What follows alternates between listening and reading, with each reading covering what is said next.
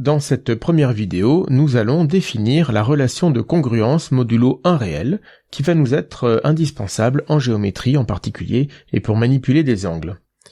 C'est une relation qui ressemble à la relation de congruence modulo 1 entier que vous avez peut-être vu en arithmétique, mais que de toute façon nous reverrons plus tard dans l'année. Donc, si θ est un réel, nous dirons que deux réels petit a et petit b sont congrus modulo θ s'ils sont égaux à un réel près, ce réel près étant de la forme θ fois 1 entier. Donc précisément, a et b sont congrus modulo π s'il existe petit k dans z, tel que a est égal à b plus k fois θ. Il existe une notation pour écrire cela. Congru a s'écrit avec le symbole un symbole égal à 3 barres, en fait 3 barres horizontales, et modulo θ en bout de ligne s'écrit avec un θ entre crochets. Assez souvent, vous verrez aussi un symbole égal tout simplement au lieu du symbole à 3 barres. Le programme préconise plutôt l'utilisation du symbole à 3 barres, mais un symbole égal est aussi tout à fait acceptable.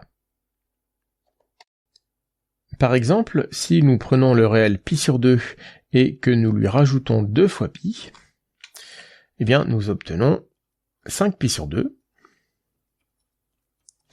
ce qui nous permet donc de dire deux choses. Nous pouvons dire que 5π sur 2 est congru à π sur 2 modulo 2π, mais puisque 2 est un entier, nous pouvons voir 2π comme étant égal à 2 fois π, et nous pouvons donc aussi dire que 5π sur 2 est congru à π sur 2 modulo π. Dans le même ordre d'idée, si nous partons toujours de π sur 2, mais cette fois-ci nous lui enlevons 4 fois π, eh bien, nous obtenons moins 7π sur 2. Et donc, nous pouvons dire que moins 7π sur 2, lui aussi, est congru à π sur 2 modulo π. Et il est d'ailleurs aussi congru à π sur 2 modulo 2π. Sur ces deux exemples, je n'ai parlé que de congruence modulo π ou 2π. C'est dans la pratique ce que nous ferons presque tout le temps en géométrie et dans ce chapitre de trigonométrie. Passons maintenant à des propriétés que vérifie cette relation de congruence. Tout d'abord, j'ai regroupé ici 3 propriétés qui portent des noms. Nous allons parler de réflexivité, symétrie et transitivité. Ce vocabulaire n'est pas à retenir pour l'instant, mais nous reviendrons dessus dans un chapitre ultérieur sur les relations et dans le chapitre sur les réels. Une relation d'ailleurs qui vérifie ces 3 propriétés de réflexivité, symétrie et transitivité est dite relation d'équivalence. Là aussi, nous y reviendrons plus tard. Pour l'instant, sans se préoccuper trop du vocabulaire, il faut tout de même savoir manipuler les propriétés qui correspondent. Donc si θ est un réel et ABC sont 3 autres réels, eh bien le réel A est toujours congru à lui-même modulo θ. C'est ce qui s'appelle la réflexivité. D'autre part, si A est congru à B modulo θ, alors B est congru à A modulo θ. Ceci, c'est la symétrie.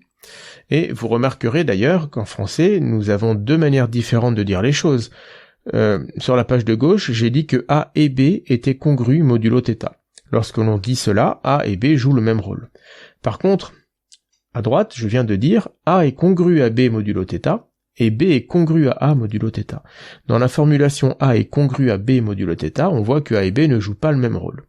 Mais en fait, si nous avons l'un, nous avons l'autre. Donc finalement, A et B jouent des rôles symétriques. Donc lorsque nous avons cette propriété de symétrie, nous pouvons dire que A et B sont congrus modulo θ. Enfin, la transitivité. Si A est congru à un second réel petit b, qui lui-même est congru à un troisième réel petit c, alors tout cela toujours modulo θ, il faut avoir les mêmes choses dans les modulos, et bien directement, petit a est congru à c modulo θ. Les démonstrations de cette partie sont toutes très simples et fonctionnent toutes sur le même principe. On se ramène à la définition et puis en gros, tout va se passer de manière très simple. Donc c'est pourquoi je ne vais pas détailler toutes les démonstrations. En particulier ici les points 1 et 2 sont très directs. Je vais donc uniquement ici démontrer le point numéro 3. Donc je suppose que A est congru à B modulo θ. Qu'est-ce que cela signifie? Eh bien si je reviens à la définition, cela signifie qu'il existe un entier relatif petit k tel que A est égal à petit b plus k fois θ. Ma deuxième hypothèse, c'est que B est congru à C modulo θ. Donc là encore, par définition, il existe un entier que nous allons cette fois-ci noter petit l, donc dans Z, tel que B est égal à petit c plus L fois θ. Si je rassemble ces deux phrases, eh bien petit a est égal à B plus K fois θ, et B je peux le remplacer dans cette expression par C plus L fois θ. Je peux alors rassembler tous les termes en θ. Il y en a petit l plus petit k. Il se trouve que L et K sont deux entiers relatifs, donc leur somme est nécessairement aussi un entier relatif. Finalement, j'ai bien écrit que A était égal à C plus un entier fois θ, et ceci, c'est bien dire que A est congru à C modulo θ. Deuxième série de propositions, toujours avec θ réel et ABCD, cette fois-ci 4 réels. Le premier résultat concerne des résultats d'addition, de manipulation par somme, de relations de congruence. Si A est congru à B modulo θ et C est congru à D modulo θ, donc là encore il faut impérativement avoir la même chose dans les modulos, alors nous pouvons faire la somme terme à terme de ces deux relations, et nous obtenons que A plus C est congru à B plus D modulo θ. Deuxième point qui est un peu anecdotique, si A est congru à B modulo θ, alors A est congru à B modulo moins θ. L'intérêt tout de même de cette propriété, c'est que dans les modulos, entre crochets, nous ne mettrons que des réels positifs. Tout simplement, il est plus simple de mettre des choses positives, on n'a pas besoin d'écrire le signe. Et puis nous voyons que, grâce au point numéro 2, si jamais θ ici était négatif, eh bien nous pourrions le remplacer par moins θ, et donc avoir entre crochets quelque chose de positif. Troisième point, si n est un entier relatif, alors si A est congru à B modulo n fois θ, eh bien A est congru à B modulo θ. Un exemple de ce fait d'ailleurs, nous en avons donné un au tout début, puisque ici nous avons vu que 5 fois pi sur 2 était congru à pi sur 2 modulo 2pi, et nous en avons tiré que 5 fois pi sur 2 était aussi congru à pi sur 2 modulo pi. Donc, dans un modulo, si ici 2 est un entier, eh bien nous pouvons l'enlever de la relation de modulo. Et puis dernier point pour cette proposition, si A est congru à B modulo θ, eh bien nous pouvons multiplier par C toute cette relation, A fois C est congru à B fois C, mais il ne faut pas oublier que à l'intérieur du modulo aussi nous devons multiplier par C. Là aussi, je ne vais pas démontrer les 4 points, je vais me contenter du premier et du dernier, qui sont peut-être les plus utilisés, et qui, ici, il se trouve que le point 2 et le point 3 sont vraiment très simples à démontrer. Donc, premier point, là encore, nous revenons aux définitions, tout simplement.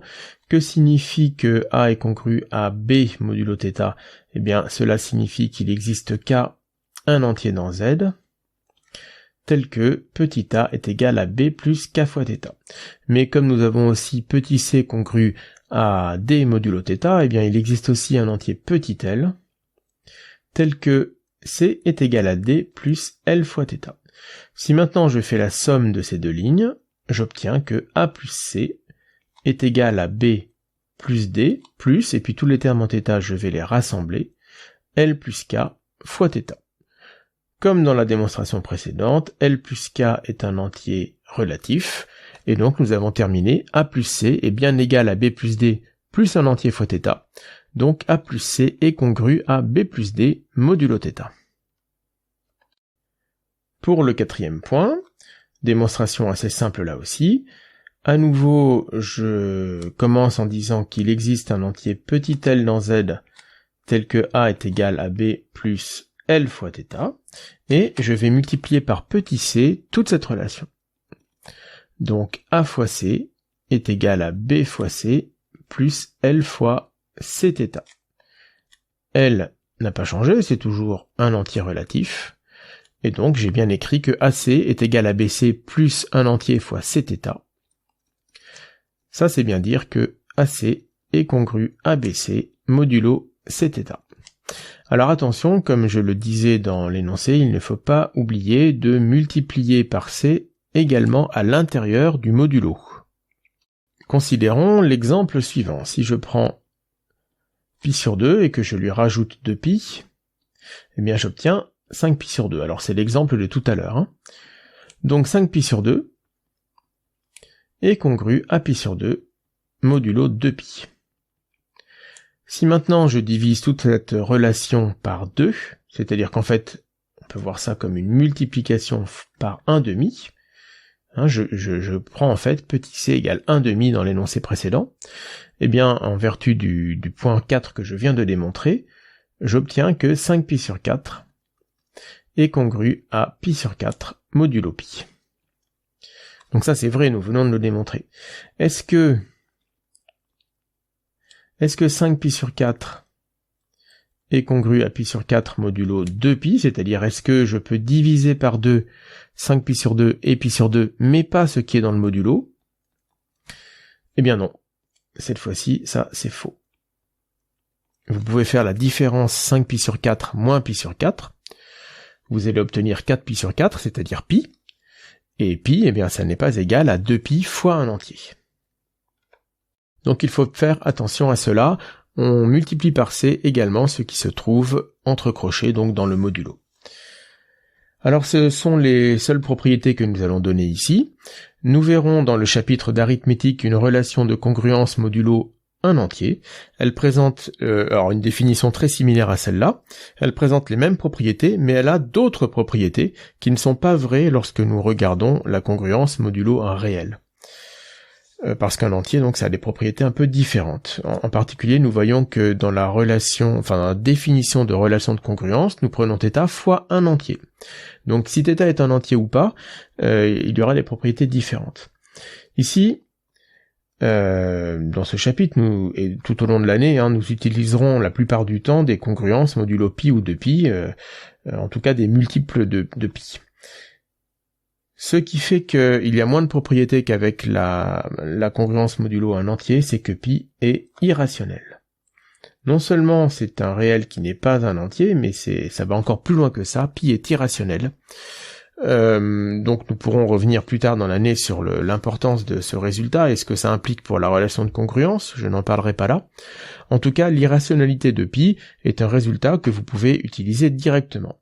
Sa démonstration n'est pas au programme, et d'ailleurs en début d'année nous n'avons pas les outils pour le démontrer, mais plus tard dans l'année, en particulier après avoir vu les chapitres sur les polynômes et les intégrales, vous aurez toutes les connaissances pour le démontrer. C'est un problème qui est relativement classique en MPSI, mais la démonstration n'est pas au programme. Donc voilà, c'est tout ce que nous allons dire pour l'instant sur la relation de congruence modulo un réel, et maintenant nous allons attaquer la partie trigonométrie, dans laquelle nous allons utiliser à de nombreuses reprises cette notion de congruence.